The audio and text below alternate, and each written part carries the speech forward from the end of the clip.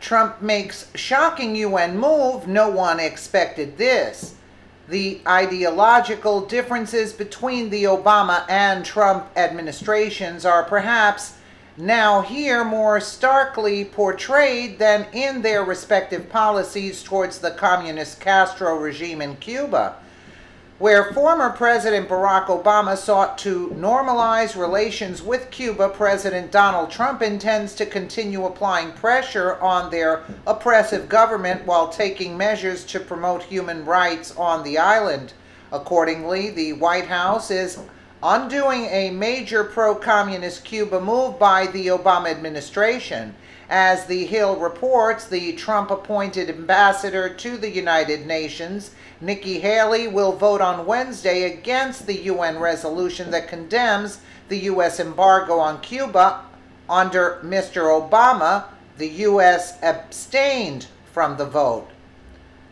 The international community is largely against the U.S. embargo on Cuba, which seeks to limit the flow of money to the Castro regime, known around the world for its political persecution of human rights abuses.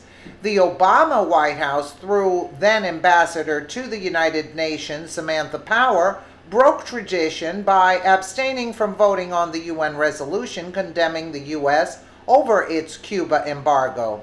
The U.S. has repeatedly voted against the resolution for 25 years before the Obama administration abstained in 2016. The gesture was largely seen as former President Obama's way of signaling defiance to the Republican Congress that ignored his calls to lift the Cuban embargo.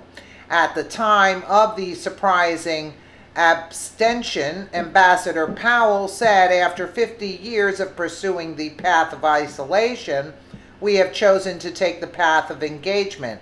But the Trump administration is undoing Mr. Obama's Cuba policy.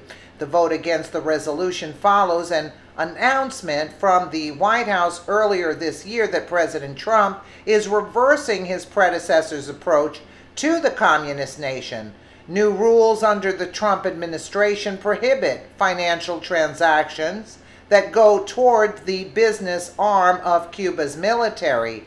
As expected, Senate Democrats urged the White House to follow Mr. Obama's lead and abstain from the vote. In a letter to the president, Democrat lawmakers argued the embargo is an outdated Cold War policy that should be removed. Our failed embargo against Cuba has been repeatedly and publicly condemned by the international community as ineffective and harmful to the people of Cuba, the senators wrote. The longer we maintain this outdated Cold War policy, the more our international regional credibility suffers.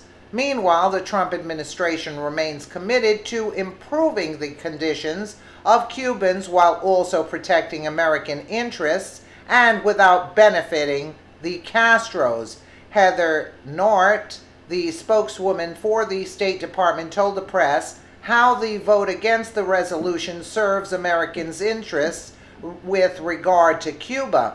The Trump administration policy gives greater emphasis in advancing human rights and democracy in Cuba while maintaining engagement that serves U.S. national interests, maintains engagement on areas of U.S. national interests, ensures U.S. engagement, benefits the Cuban people, and ensures compliance with the statutory ban on tourism. Interestingly, the announcement comes as the U.S. investigates mysterious medical injuries suffered by American embassy personnel in Havana, which included permanent hearing loss, balance problems, and difficulty sleeping. Reports suggest the injuries are the result of sonic attacks targeting the American citizens working in the embassy compound. If the claim is true, it may be another factor dividing the White House's decision to make a more hard-lined approach to dealing with Cuba. Let me know what you guys think in the comments below, and again, thank you so much for watching.